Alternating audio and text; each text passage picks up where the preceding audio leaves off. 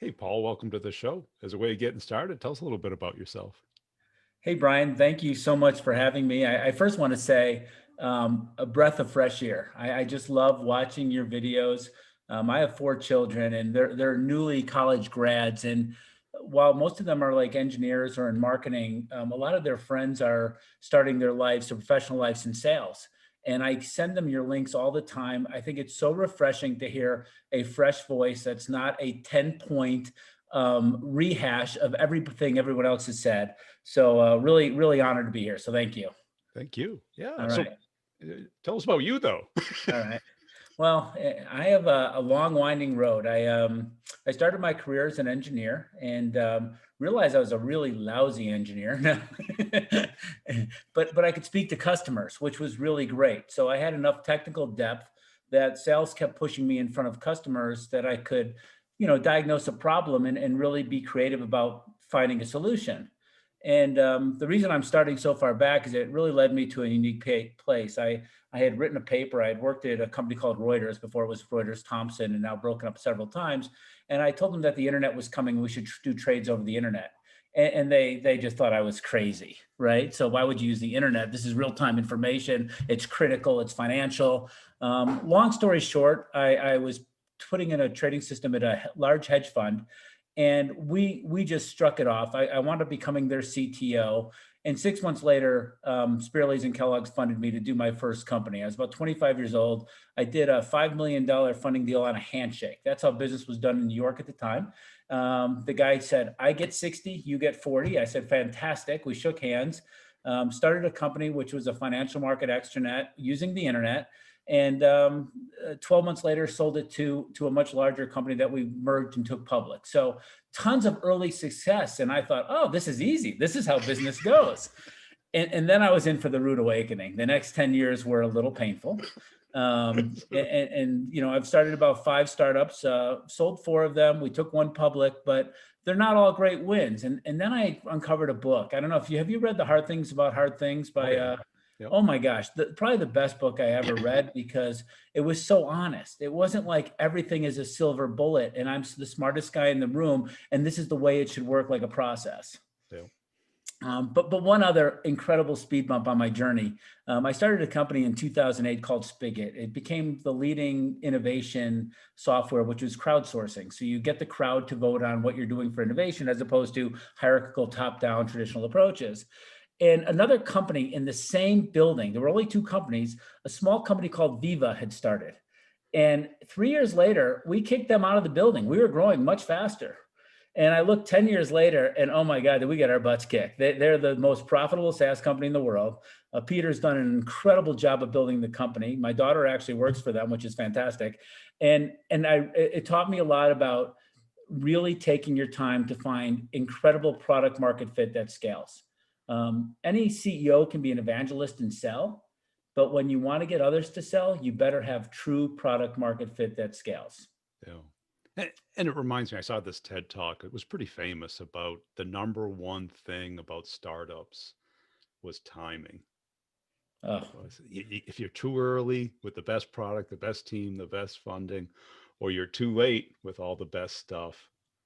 And I look because I've done nothing but startups myself, and usually I'm too early, so that's yeah, right. I'm with you on that one. Yeah, Yeah, and the too late is no fun either. no, No, yeah. Unless you're Amazon and you can be a fast follower because you have a ton of money and can take out the disruptors, right? But not as a right. startup. Late as death. Yeah. And what made you become a CEO? I mean, because that's a pretty heavy job. Um, so I've spent a lot of time coaching Little League. I know this is crazy, but I love to hire people that I don't know if you have to be an athlete, but you have to be competitive in something. I think building teams and culture is no different than being a CEO. It's all about culture. It shouldn't be thought of as a job. It should be thought of as a lifestyle and something that you're really passionate want to do. So I think the name CEO is a little bit misleading. Somebody has to make the final decision. Someone's got to be responsible to the board. Someone's got to be responsible, but it's really about team building. That's what all this is about. It's culture, team building. And I'm just as happy to join someone else's team with the right culture as I am for them to join mine. It's just finding the right fits. Yeah. And why startups? What do you like about startups? Disruption, finding new opportunities, changing the rules. I mean, I love that. That's my new game, right? That's been my new game for the last 30 years. It's not new anymore. But just finding a better way to do something that disrupts. I was a huge fan of Clayton Christensen. I Yeah. mean, I could just consume everything he ever wrote, and I met him several times. A huge influence on my life, and I was like, this is where I belong. This is what I want to do. And which startup was the funnest? Spigot by 100 times, Yeah. because we were in the innovation space. We had about 83% of the Fortune 500 using our product. I met with all the innovation experts of the largest companies in the world. Like, we had no right to be in these meetings. We created a really cool piece of software, and it was so amazing, because you weren't just selling another product that did something slightly better. You were talking about the future of their company. You were talking about where the markets were going. And every time I would go into an executive meeting or a boardroom, it was the most engaging conversations. It was actually transformational for me personally. Yeah. And so what are you doing today? Are you doing your own thing? Yeah, so I'm in a place in life where I think nobody will ever hire me anyway. So I've got to always reinvent myself. I'm glad I got you laughing, Brian. Well, I think I know what you mean. Yeah. So we all get to that fun place. Yeah. But I'm doing two things. One is I have a Epic DX, which is Epic Digital Transformation, where I do consulting for mostly healthcare clients, but other clients as well. I think the transformational aspects, with platforms and APIs and business to developer, as opposed to B2D to B2B to C, is really something in. And we also created something called the prospect experience. And one day I'd love to show it to you. There's a freemium model for very simplistic SaaS products that works to get people in. But on a much more complex sale, how do you actually do that? So we've created a piece of software that is very prescriptive, that makes you feel like you're in a video game, but you're being guided. So you're learning about the product yourself, but you're not getting frustrated with it because it's so vast that you can't understand where to go next. So that's a big part. And now I'm working with a few of my really close friends, and we're going to start something new, a new healthcare company based on conversational analytics. So I'm super excited about that. It's going to launch next year. Wow. Yeah. You are in the early stages, huh? You like that. Yeah.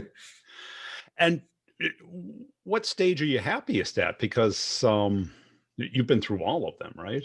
Yeah. I think early on, I loved the 1 to 3 million, getting something started. But I think you could almost have a playbook for that you can do that. I think the hard part is going from 10 to 50. I think once you get to 50, you have a scalable product that now you need the right operational people, the execution people, and to make something great happen. But 10 to 50 is, a lot of companies can get to 3 million, but can they really get past that, cross that chasm to be something of scale? And so to me, that's where I want to go next. I think that's where the sweet spot, and you're still a small enough company where the culture is still controllable. Like you work with the people you want, and you all have the energy and the passion. And I'm probably no good once it gets above 50. There's much better people that have much better process and are far more advanced in terms of operational excellence. And what's behind that? Because, for me, it was always like the mission was gone. After 50 million, all of a sudden the bureaucrats come in, the suits, and it turns into this game that I don't want to play. I think you said it well. What happened to me is I was in a board meeting, and we got to a point in the company somewhere between those numbers, and they said, let's stop investing in our product. Now we just need to take what we have and keep scaling it and getting it to market. And that's where the fun stopped for me.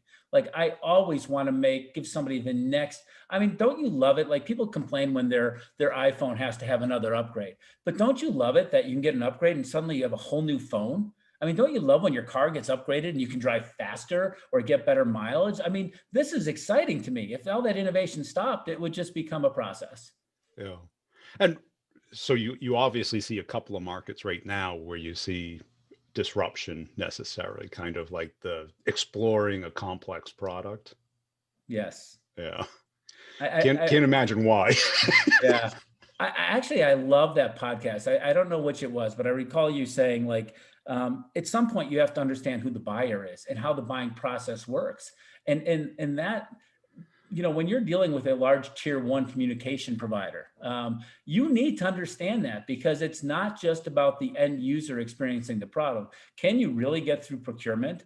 I mean, boy, and the timing of that for a small company that could be an end game, right? So you really need to know what the right timing is to get into that market, and then have the expertise to do that as well. And that's pretty amazing. Like when you get through those tranches, Well, that's the hard part about the complex sale, and right? everyone keeps pushing, the price down, hiring college kids with no experience, and automating things Yeah. that shouldn't be automated.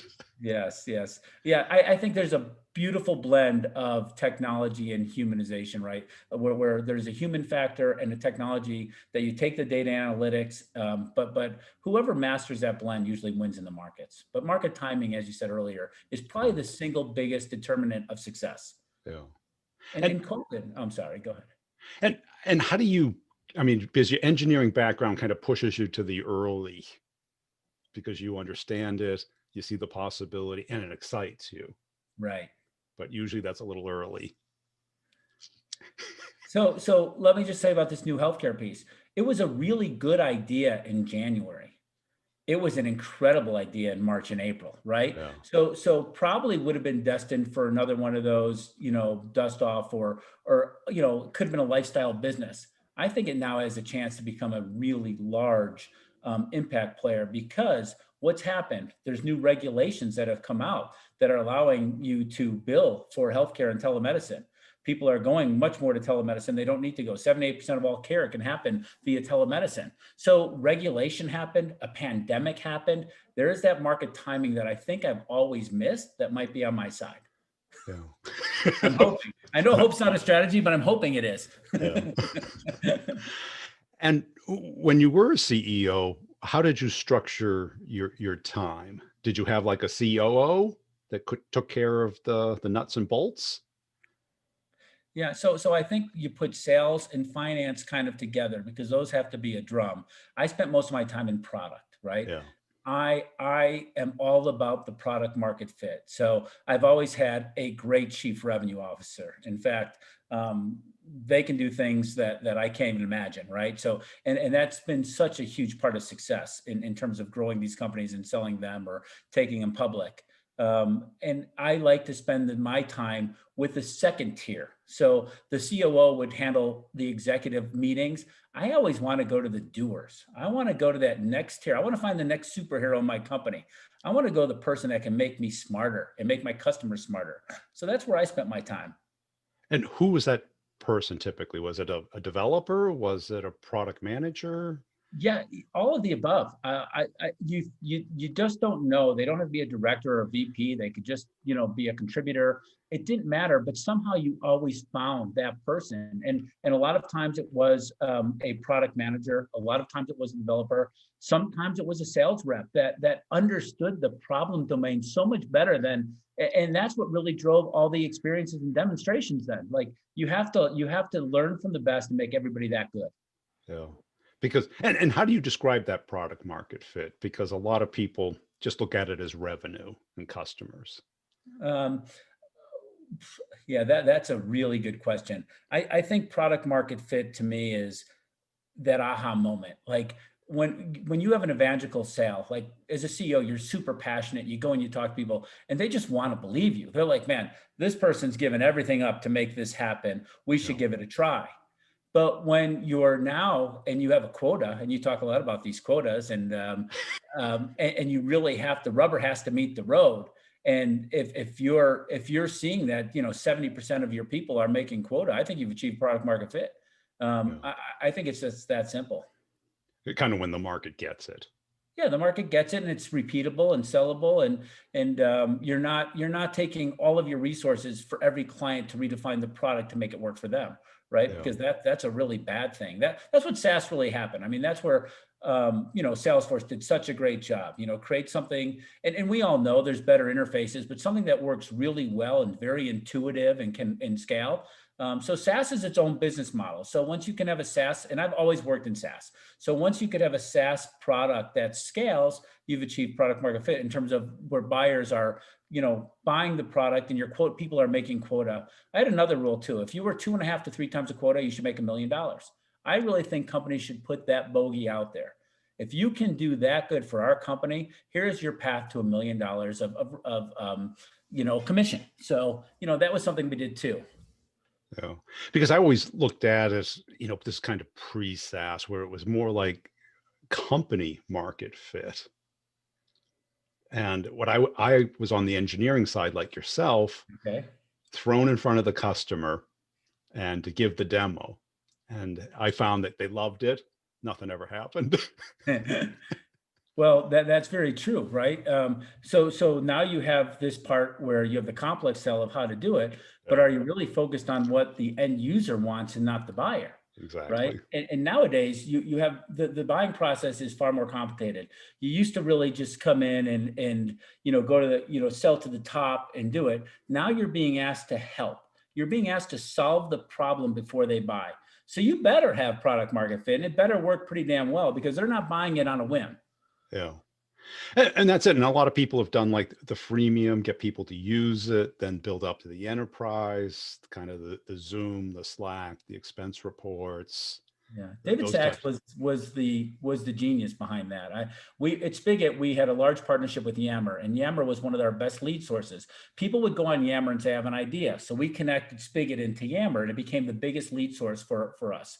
And I spoke to David several times. The interesting thing when speaking to David is he didn't tell me about his product. I'd be sitting in his office, he'd take me into the dashboard, and he would show me what's happening right now, and it was pretty awe-inspiring. And it kind of reminds me of like when Twilio started their business. Jeff Lawson went into Bessemer and he made Byron's phone ring, right? He did something. It wasn't telling, it was showing. Showing. Yeah. Yeah, big difference. And who or what do you think makes a great CEO? I'm just going to go back to David Horowitz's book, like somebody that's willing to persevere, somebody's willing to back his team, somebody's willing to get in the trenches, somebody that's building a strong culture that's not blame oriented. Yeah. Look, you hire a lot of smart people and things don't always work out. It's not always the person's fault. You have to dig deeper into the root, and you have to find the not just the symptom, you have to find the cause. Yeah. So I think the CEO that's really willing to do the work, building a strong cultural team, winning and losing as a team. That's to me what it makes a great CEO. I mean, there's a few guys that are smarter than everybody else. I'm unfortunately not one of those. So I have to rely on the other things. And, I feel like that's a winning formula. Well, the smart ones do that. They kind of get a good COO, somebody who can take care of the noise, Yep. because the noise is not the job. No. And have, great product people, great developers, like what Jobs did with Cook was, Cook, you make sure it works. Okay. And he was an IBM guy with a spreadsheet in front of him 24/7, right? Yeah, And he was that's like right. the whole supply chain. And look how he's evolved. Yes. Yeah, But it's knowing what you're good at absolutely. and knowing what you're not good at. Yeah. And you look, can you change? I don't believe we can change more than 10%. So you can't just completely change who you are to fit a job. You have to be who you are. Your DNA is what makes you. Yeah. And you have to stay by that. I think one of the best stories about Jobs, since you brought him up, is he had the iPad, but he wasn't ready with the iPhone. So he held back the iPad till the iPhone was perfect. And that's pretty awesome. Then he had all the guts of the iPad from the iPhone anyway. And also understanding like what limitations are. If you push your teams too hard and false expectations, you're not going to get returns. Focus is a really large part of being a great CEO. Yeah. And when you said culture, what does that mean to you? And I'm going to go back to team sports. I'm going to go back to You can see on the field when teams have a great culture. I mean, let's look at Kansas City. They believe in Mahomes, right? You see them backing Mahomes, and Andy Reid's got a great playbook for. And I'm not even a Kansas City fan, but I'm just going to quote this: his offensive strategies are as good as anything I've ever seen. So what you have as a culture is you have people that believe in the leadership. They have a lot of trust in the people that are running the day-to-days. And they're all behind an effort. So it's not a bunch of individuals. It's not different stakeholders. It's everybody focused on a complete outcome to the gun customer. And how do you get away from the blame game? I think it's leadership. I really do. I think giving people the ability to fail, but not to fail multiple times the same way, right? We all know, look, we always say fail fast. And then you say, well, no, it's learn fast. Well, what is it really? Well, listen, yes, to both, right? But don't make the same mistakes twice. Let's make sure we are learning from failures, and let's not have it in our DNA to say failure is really where we want to be. But we accept it too, because part of the risk reward is you have to risk things and you have to try things. So let's learn, let's iterate. I always believe, like, I would be involved in these QBRs and these budget meetings, and I want to pull my head off. I was like, why don't we just have some simple validation, some milestones? Let's fund things based on progress and iterations and experimentation, right? And now we don't have to plan, so many times, and we can just keep going. And let's let people that we've empowered actually run their business and be leaders. They're smart people. People have different styles. It doesn't make you successful with one style or another. You could have a different style than I can. We'd both be successful. Let people operate in their style if they're the people you hired to do the job, and give them enough rope, right? So that they can operate. And, because I always used to hear, it's not coming out of my budget. Oh gosh, yes. When I heard that, I was like, oh my God. Yeah. It's like, it's easier than yes. Well, it's like, if you win and I lose, do you really win? Yeah. Yeah. I think the biggest death blow to innovation is, what's it going to do to EBITDA, and how is it going to affect our bonuses? So let's think very short term about my bonuses here, instead of long term about the growth of the company. And that's culture. That's culture. That's what I'm talking about building. Right. And if there's no true north, everyone just looks in the mirror. How's it going to affect me, my resume, my career? Yeah, absolutely. And it's just a death knell when you hear that. Yeah. There's a book, and I haven't read the whole thing, but it's Orbiting the Giant Hairball. Have you read that? No. I just love the title, but it means, like, if you're doing something innovative in a company, you need the company, right? They have big customers, they have funding. There's a lot of great things, but you have to stay in a far enough orbit that you're not caught in the hairball. Yes. And so that's the key.